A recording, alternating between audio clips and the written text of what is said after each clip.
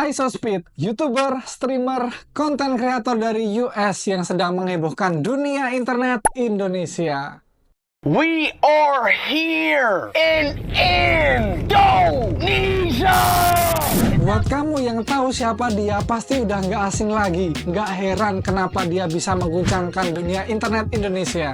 Rekap sedikit, Speed melakukan tur Asia yang beberapa kali rame. Tercatat itu ada di Filipina, Malaysia, dan paling pecah ini di Indonesia, guys. Bahkan dia memecahkan rekornya sendiri, 1 juta view waktu live streaming di Indonesia. Dan di hari pertama streaming di Indonesia, Speed mendapatkan kurang lebih 700.000 subscriber, guys. Gila nggak tuh? Koreksi ya kalau salah. Dan yang menariknya lagi, Reza Arab menyambut dia dengan penuh kejutan yang dia siapkan. Gak cuma Arab, guys, ada Selos, ada Medi, ada Koi juga, banyak konten kreator juga yang hadir di situ. Beberapa orang ngasih merchandise, bahkan Selos nantang tinju juga tuh sama ISOSpeed. Jujur aku juga penikmat ISOSpeed ya, nonton dari beberapa konten yang dia buat. Menarik juga sih, menarik. Selain itu guys, kejutan yang menarik dari Arab adalah dia melakukan dating night, semacam itulah ya. Jadi Speed dipertemukan sama influencer-influencer di Indonesia. Salah satunya cosplayer juga. Gak nyangka dia tuh suka banget gitu loh. Siapa juga yang gak suka ya lihat Nami yang looks real gitu. Apalagi dia juga penggemar One Piece kan. Kalian juga bisa lihat tuh ekspresinya bagaimana. Oke, buat kalian yang bertanya-tanya kenapa sih Speed bisa sebegitu terkenalnya di Indonesia bahkan dunia, tenang aja, aku bakalan jelasin dan ngulik bagaimana Speed ini meraih karirnya. Mari kita bahas, let's get into it. Jadi kita mulai kenal dulu, siapa sih ISOSpeed ini? Ternyata nama aslinya adalah Darren Watkins Jr. Dia Gen Z, termasuk Gen Z kelahirannya tahun 2005 kalau nggak salah. Dan dia berasal dari Cincinnati, Ohio, Amerika Serikat. Dia sudah ngonten sejak tahun 2017, tapi di tahun-tahun awal otomatis nggak langsung rame gitu. Sama seperti kayak pemula-pemula biasa. Waktu itu dia mengawali karirnya dengan memainkan game yang sangat populer waktu itu di US, apalagi kalau bukan Fortnite. Awalnya dia nggak ada gimmick apa-apa, cuma main game biasa dan layaknya orang main game aja, sama sambil direkam gitu. Belum ada hal menarik dari sisi ISOSpeed-nya ini. Konten yang diunggah dalam video Fortnite itu juga belum mempunyai banyak view, masih stuck di situ-situ aja. Kemudian di tahun 2019 dia mulai mencari permainan baru, guys. Dia memainkan game NBA 2K20, game basketball yang saat itu juga mulai naik di US.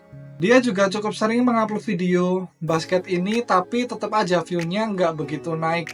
Kemudian di tahun berikutnya muncul game versi barunya, NBA 2K21. Dan saat itu game di basketball ini banyak yang toxic, guys. Banyak orang juga main game ini sambil marah-marah. Termasuk Speed juga di kontennya. Jadi dia mulai nunjukin kalau marah-marah buat ekspresiin video gamenya. Selain itu dia juga mulai memainkan game lain seperti game horror. Contohnya adalah Five Nights at Freddy's atau game-game horror lainnya yang memancing Speed melakukan reaksi super emosionalnya. Nah, dari sini karakter dia yang over the top mulai mencuri banyak perhatian orang. Orang-orang tuh suka lihat dia marah, ketakutan, dan berbagai gaya emosional lainnya yang berlebihan. Seperti kayak teriak-teriak di kamera gitulah ya. Dan ini adalah menjadi fondasi karirnya Speed. Dia dikenal sebagai gimmick yang overacting. Cara dia mainin gamenya sambil melakukan gimmick kayak gitu. Nah, akibatnya klip-klip ini banyak dipotong oleh orang-orang dan disebarkan di media sosial, contohnya TikTok. Kalian pasti banyak juga nemuin meme-meme dari ISOSpeed ini. Semakin lama tersebar dan duplikasi, akhirnya boom, dia menjadi semakin viral. Apalagi waktu itu tahun 2020 sampai 2022 itu kan TikTok lagi di boostnya ya. Banyak sekali konten-konten yang viral dari situ. Nah, ini nih yang bisa dibilang kalau Speed ini punya jalur cepat buat naikin popularitasnya di internet. Di sini ada hal yang penting nih, guys. Dia nggak cuma melakukan streaming game, tapi dia juga memaksimalkan apa yang dia punya. Yaitu dia punya karakter yang kuat untuk mainkan gimmick emosional itu. Dia selalu all out dalam setiap reaksinya. Dari teriak-teriak, marah-marah, sampai ketawa histeris, ini jadi ciri khasnya yang melekat di Speed. Orang nggak bakalan lupa tentang identitas Speed yang emosional ini. Salah satu permainan game yang diingat juga dia saat memainkan game Talking Band. Tiba-tiba dia teriak kayak orang kesurupan karena band ini jawab pertanyaannya dengan suara robot yang flat. I just want to be friends. That's all I want to be. I want to be friends. Yes. Okay, we friends now? No.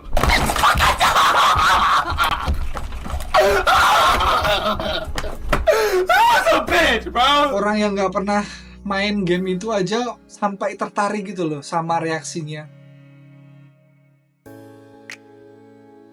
Orang besar di internet ini nggak lepas dari yang namanya kontroversi, siapapun itu. Termasuk Speed ini juga.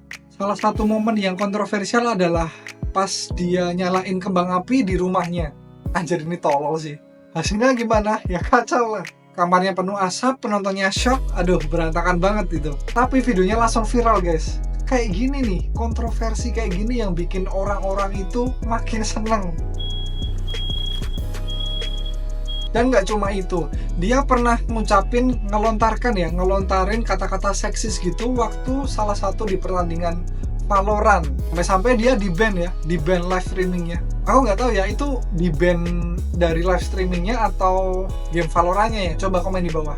Tapi anehnya, hal ini bikin popularitasnya nambah naik. Kontroversi ini malah bikin orang tuh makin penasaran, siapa sih dia? Dan banyak orang juga jadi ikut nge-subscribe kan, nge-follow dia. Itulah gunanya kontroversi. Itu dia guys, kontroversinya. Tapi, ini nih, salah satu yang patut diacungi jempol. Dia ngefans banget sama yang namanya Cristiano Ronaldo. Setiap live streamingnya, setiap gamenya, setiap gimmicknya, dia nunjukin bahwa kecintaannya dia sama Cristiano Ronaldo. Kamu bisa lihat sendirilah, banyak klip-klip yang dipotong, banyak klip-klip dari Speed ini nunjukin kalau dia mempraktekkan gaya Ronaldo. Tapi salutnya ini, dia sampai dinotis Cristiano Ronaldo dan sampai bertemu. Kerja kerasnya itu dia bisa wujudin ketemu langsung Cristiano Ronaldo di tahun 2023. Reaksinya gimana? Full emosional, dia nggak bisa nahan reaksinya.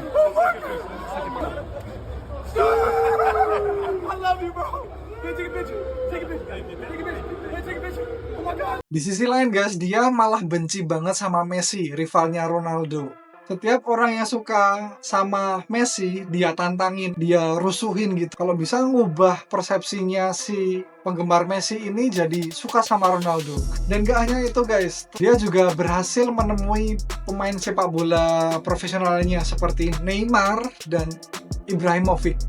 Dan momen-momen ketemu pemain sepak bola dunia ini bikin fansnya semakin menggila, semakin suka sama Speed, terutama fans sepak bola.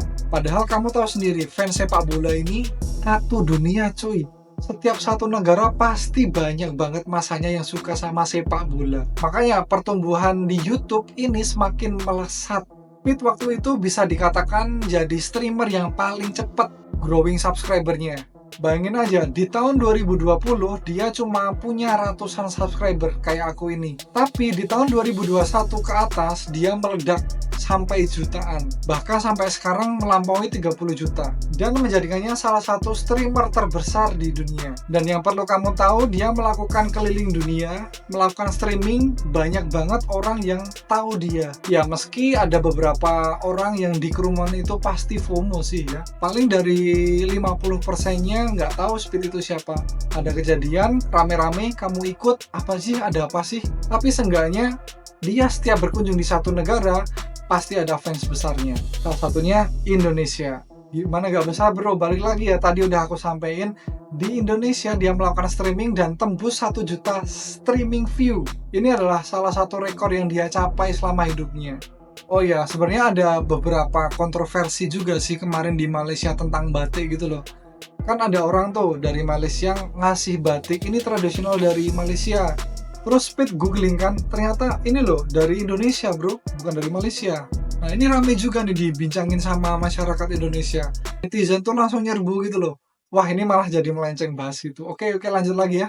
Dan kamu bisa bayangin gak sih, orang melakukan live streaming bisa berpengaruh besar dalam komunitas internet yang besar ini sampai ke seluruh dunia. Speed nggak cuma besar di angka ya guys, dia juga menginfluence para gamers atau Gen Z juga yang melakukan live streaming agar lebih all out seperti Speed ini.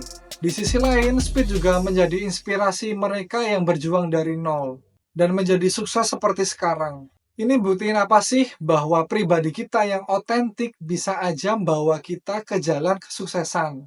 Gak usah malu bro, jadi dirimu sendiri aja. Jangan jadi diri orang lain. Gak bakalan laku kamu di internet.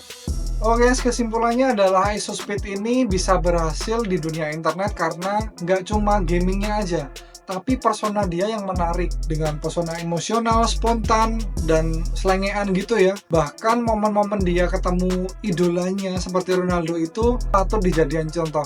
Ini membuktikan bahwa orang itu bisa sukses dengan apa yang dia kejar dengan sungguh-sungguh. Apalagi kamu punya kepribadian otentik seperti ISOSpeed. Gimana? Tertarik jadi live streamer?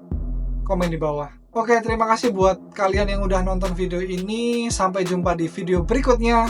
Imin Saidi, stay positif.